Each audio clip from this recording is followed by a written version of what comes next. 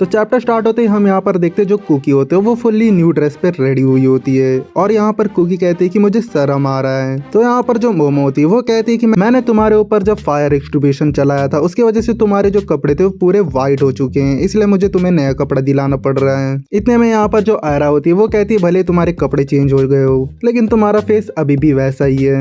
जिसको सुनकर यहाँ पर कुकी कहती है चुप हो जाओ तुम। इतने में बीच में यहाँ पर किंटा आ जाता है और कहता है कि जो इसके सिर में जो ऑर्नामेंट लगा हुआ है वो मैंने लगाया है और वो क्लिप को मैंने नैनो टेक्नोलॉजी से बनाया है जो कि मैं मोमो के घर से लेके आया हूँ। भाई ये नैनो टेक्नोलॉजी ऐसे निकाल रहा है मोमो के घर से जैसे किसी लड़की घर से दहेज निकाल रहा हो। और यहाँ पर किंटा कहते हैं कि ये जो हेयर क्लिप है इसमें मैंने कैमरा फिट किया हुआ है जो कि 24 घंटे सर्वेलेंस पे रहेगा। इतने में यहाँ पर मोमो कहती है कि वो नाइफ वाला पर्सन इससे कांटेक्ट करने की कोशिश पक्का करेगा तब हम उसे पकड़ लेंगे, वो भी इस कैमरा की हेल्प से, फिर हमें उसकी आइडेंटिटी इजीली पता चल जाएगी। इतने में यहाँ पर जो जीजी होता है वो किंटा को बोलता है कि तुम्हारा थोपड़ा थोड़ा ठीक हो गया है किंटा। जिसको सुनकर यहाँ पर किंटा कहता है कि पता नहीं कैसे मुझे क्वीन सेंसे ने जब टच किया था तब से मेरे दुख दर्द थोड़े कम हो गए हैं, उसके बाद से मेरा नाक भी थोड़ा ठीक हो गया है अभी। जिसको सुन के यहाँ पर जीजी कहता है लगता है क्वीन सेंसे के पास भी कुछ पावर्स होंगी। इतने में यहाँ पर जो मोमो होती है वो कहती है कि चलो अब सब रेडी हो जाओ, ये टाइम के बाद से हमें कुकी के साथ कांटेक्ट नहीं करना है बिल्कुल भी ताकि हम उस नाइफ वाले पर्सन को पकड़ पाए।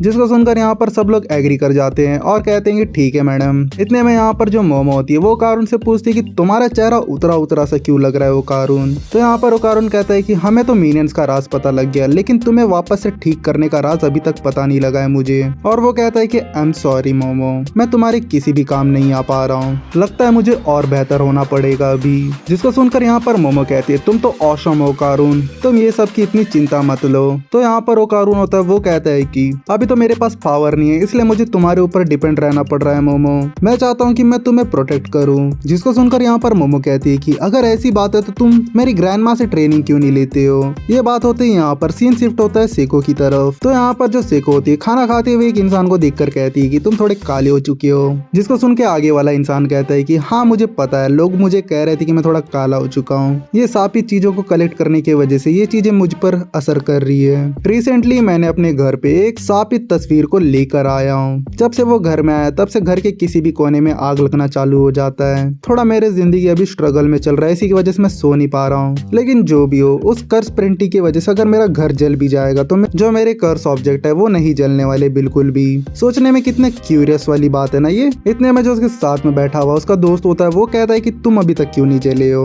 तो यहाँ पर वो लड़का कहता है कि तुम क्या चाहते हो कि मैं जल जाऊं, वैसे भी मैं अपने कर्स ऑब्जेक्ट से इतना प्यार करता हूँ इसलिए मैं भी नहीं जल सकता हूँ उनके साथ। इतने में यहाँ पर जो सेको होती है उस लड़के का नाम लेते हुए कहती है पैसे, मैं तुम्हारे लिए एक सापित बक्सा लेकर आई हूँ। और यहाँ पर सेको कहती है कि मुझे तुमसे फेवर चाहिए कुछ। तो यहाँ पर जो सेको होती है वो बॉक्स को उसको दे देती है और कहती है कि मैं तुम्हें ट्रस्ट कर सकती हूँ। अब ये जो बॉक्स है इसमें अभी इतनी पावर्स नहीं बची है, इसे रखने में इतनी दिक्कत नहीं होगी तुम्हें। तो यहाँ पर जो पैसे होता है वो ये चीज को देखकर बहुत ज्यादा खुश हो जाता है और कहता है कि ये चीज तो mother Lord of all curses है। तो यहाँ पर उसका जो दोस्त होता है कासीमोटो वो उससे पूछ लेता है कि आखिर इसके पीछे की स्टोरी क्या है। तो यहाँ पर जो सेको होती है वो जुमांजी बॉक्स की स्टोरी सुनाती रहती है, कहती है कि किसी घोचू ने इस बॉक्स को रियल वर्ल्ड पे ओपन कर दिया था जिसके वजह से बहुत कांड हो चुके हैं पास्ट में। रिसेंट की बात बता रही हूँ मैं, जो रेंजाकू अपार्टमेंट में हुआ था ये बॉक्स वहीं से जुड़ा हुआ है। जिसको सुनकर यहाँ पर कासीमोटो कहता है क्या ये सच है। तो यहाँ पर जो सेको कासीमोटो से पूछती है कि तुमने बहुत ज्यादा रिसर्च किया है ना उन मिनियंस के ऊपर। तो यहाँ पर बात ये है कि जो मेरी ग्रैंड डॉटर है वो अब छोटी हो चुकी है, वो भी इस सापित बॉक्स की वजह से अब वो भी एक मिनियन जैसी हो चुकी है, तो मुझे उसे वापस से नॉर्मल इंसान बनाना होगा।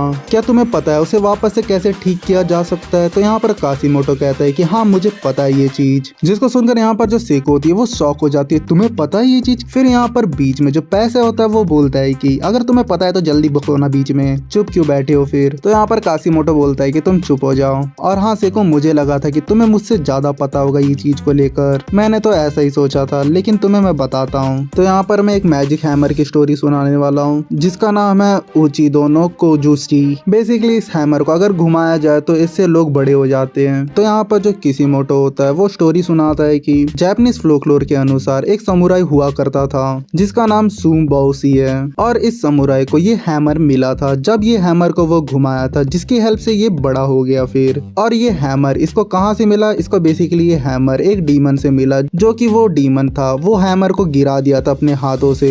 फिर आने के बाद वो हैमर सीधा आकर इसको मिला। फिर थोड़े टाइम बाद जो हैमर था वो पास ऑन हो गया किसी डाइको कूटोन के पास, जो कि एक बहुत बड़े भगवान की पूजा करता था जिनका नाम था ओकोनुसी। और ये जो डाइको कूटोन है वो बेसिकली ये ओकोनुसी की पूजा करता है। और ये जो हैमर है उन्हीं के मंदिर पर मौजूद है जहाँ पर ये लोग उनकी वर्शिप करते हैं। ये चीज सुनकर यहाँ पर जो सेको होती है वो कहती है कि तुमने मेरी बहुत बड़ी हेल्प कर दी है, अभी मुझे यहाँ से जल्दी जाना होगा। तो यहाँ पर जो किसिमोटो होता है वो ये चीज देखकर कहता है कि मैं तुम्हारी थोड़ी हेल्प कर सकता हूँ तुम्हारी ग्रैंड डॉटर के लिए। जैसे ही वो ये बात बोलता है तो उसके थोपड़े पे आकर एक किक पड़ता है जिसकी वजह से वो पीछे जाकर गिरता है और फिर वहाँ पर कुछ मास्क पहने लोग आकर खड़े हो जाते हैं। इसके बाद फुल्ली 3 चैप्टर फाइट चलने वाली है जिसको मैं नेक्स्ट वीडियो पे कवर करने वाला हूँ। तो चलो मिलते हैं नेक्स्ट वीडियो पे।